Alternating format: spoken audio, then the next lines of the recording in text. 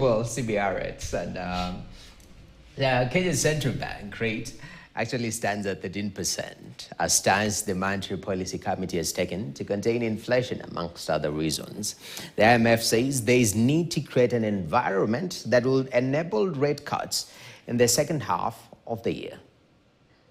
For the median, emerging market and developing economy, inflation declined to 4.1%. And we expect this trend to continue in 2024. But let me say, continue with ups and downs, backs and forths. Creating the conditions for major advanced economy central banks to begin cutting rates in the second half of the year. And the pace and timing, we have to be very clear. This monetary pivot would differ from a country to a country. No more we are in the place of the 2020 when everybody went in the same direction. Central banks will have to carefully monitor data. Some have already begun to loosen.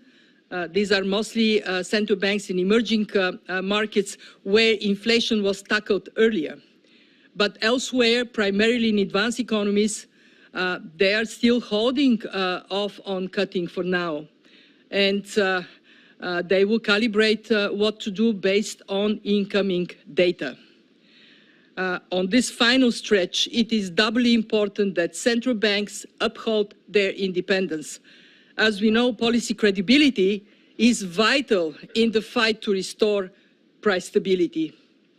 Where necessary, policymakers must resist calls for premature interest rate cuts, because premature easing can see new inflation surprises that may even necessitate a further bout of monetary tightening.